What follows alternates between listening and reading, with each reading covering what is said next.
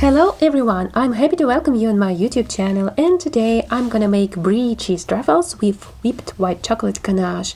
This truffles recipe is everything, so please keep watching to find out how to make it. In order to stabilize our white chocolate ganache and be able to roll truffles, we need to take at least 4 times more white chocolate than heavy cream. So this proportion for white chocolate is higher than it could be for dark or milk chocolate. And for white chocolate truffles, we take 4 or even 5 parts of chocolate for 1 part of heavy cream. Or we can replace 1 part of white chocolate with cocoa butter, so our truffles are less sweet. In this case, we take 4 parts of white chocolate, 1 part of cocoa butter, and 1 part of heavy cream. And for this recipe, I have here 260 grams of white chocolate, 45 grams of cocoa butter, 80 grams of heavy cream, and 75 grams of Brie cheese. It's very soft, almost liquid, and spreads everywhere, and it's impossible to cut it into pieces, so I'll just mix it with a blender in my ganache, and it will dissolve there and will give us that perfect cheesy flavor.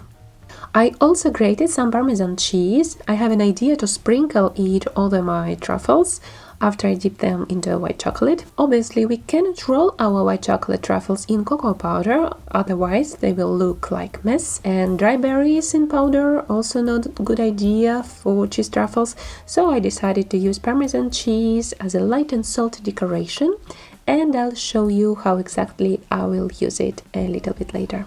I want to start with melting cocoa butter. I want to show you how to make it correctly. We need cocoa butter to be around 20 to 25 degrees Celsius. It usually starts to set at room temperature, so we need to catch it at that moment when it is still liquid but kind of cloudy already, so not that transparent. This is the ideal temperature. The best way to melt it is microwave, medium power, and short sessions. I suggest you melt about 2/3 of cocoa butter drops and let the rest of the drops dissolve in the hot butter in a natural way. So you won't overheat your cocoa butter and you won't have to cool it down for a very long time, as cocoa butter cools down very slowly. This is a common mistake actually. When you need cocoa butter for your recipe, for ganache for example, you may forget to melt it in advance and do it at the very last moment, and then you will have to wait for quite a long time before adding it to the ganache. Okay, let's get to the ganache. First, I bring my heavy cream almost to boil to 80 to 85 degrees Celsius. When I pour it on the chocolate drops, make sure all the drops are covered, and then I leave it for just half a minute to start melting. Then I make an emulsion with a whisk from the center, forming a volcano, and then I expand to sides. White chocolate melts very quickly in hot heavy cream. When all the chocolate drops have dissolved, we can add our melted room temperature cocoa butter and beat the mess with a blender for a couple of minutes to make a perfect emulsion. I have it in a very fluid form. You may have it more firm, so just cut it into pieces then. I mix everything together. The cheese will merge with the ganache and will become a part of it.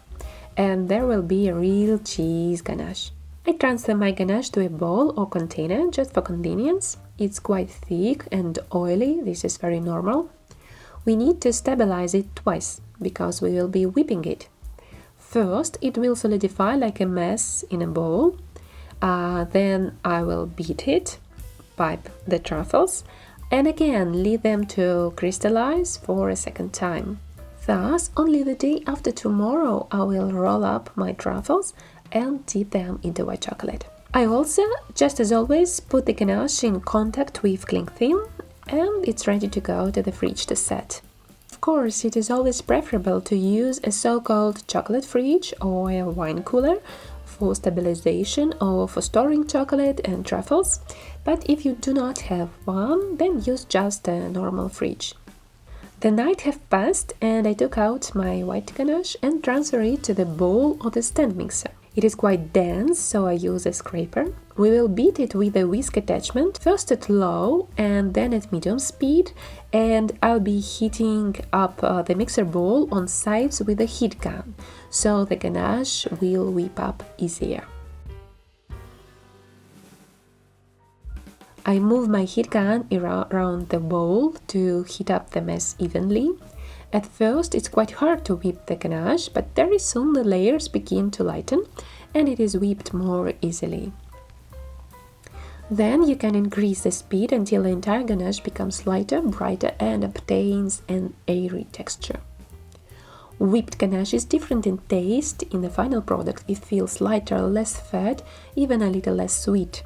And it has a very pleasant melting texture in your mouth, like melting ice cream. This is a very nice feeling and a very interesting taste. It's absolutely delicious.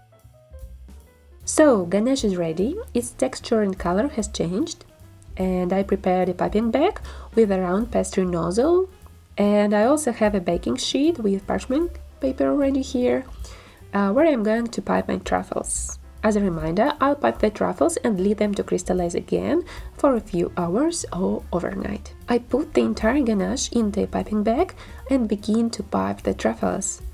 If you want your truffles to be absolutely even and of the same weight, then you can put the kitchen scales under the baking sheet and measure each portion of the ganache in grams.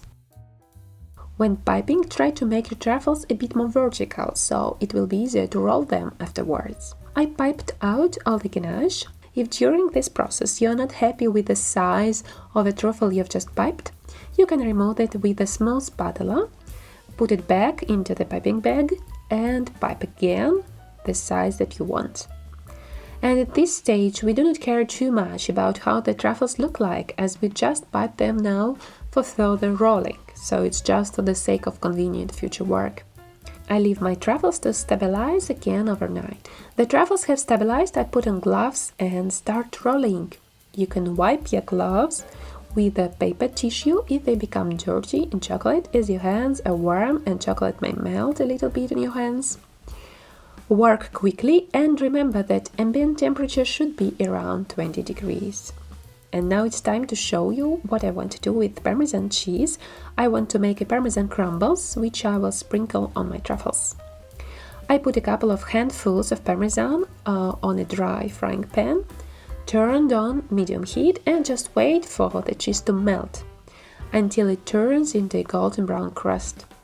It melts rather slowly, be patient, but then it starts getting golden brown.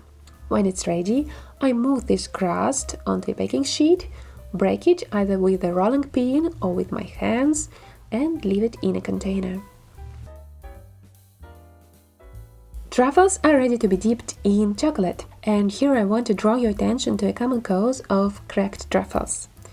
Cold fillings always expand in room temperature, while chocolate, the opposite, shrinks when it's being set. So a cracked shell is a consequence of temperature difference. Ideally, aging and dipping of truffles should take place at a temperature of 20 degrees. Ganache should be 20 degrees and ambient temperature should be 20 degrees, and after dipping in chocolate we should leave truffles to set completely at 20 degrees as well. Even temperature during the process minimizes cracking. Another reason the shell can crack is due to very soft filling when it contains a lot of moisture. And the third reason of cracked truffles is if we put very thin chocolate layer when coating with chocolate. If you took the ganache out of the fridge, then let it stand in room temperature to balance the inner and the outer temperature, so the ganache is not too cold. And when we just dipped our truffles in temperate chocolate. Or there is another risky way. We do not wait for ganache from the fridge until it gets warmer, but immediately dip it in untempered chocolate, which has a temperature of 40 degrees. So crystallization of chocolate in this case occurs due to temperature difference. We put cold ganache in hot chocolate and crystallization happens. Well, actually it's not a very reliable way, but if you do not want to temper chocolate, you can try it. I dip my truffles with hands, but you can use a chocolate fork. With a clean hand, I take the Parmesan for topping. If you have somebody to help you with this process, it's great. Use that help, it will speed up the process. When the chocolate and truffles is set and became hard, check the bottom of the truffle that there are no holes in it. It is also a common problem. If there is a hole, you can cover it with chocolate. Or, on the contrary, if there are some chocolate leaks around the bottom of the truffle, you can trim it off. So, I got here about 40 to 42 pieces, and here is our cut. They came out absolutely incredible, very tender, cheesy, just awesome. The texture is just wow. Ideal with champagne or prosecco. This is celebration candy for sure. Store them in the fridge up to 1 week in an airtight container. And I thank you for watching this video and see you in the next video.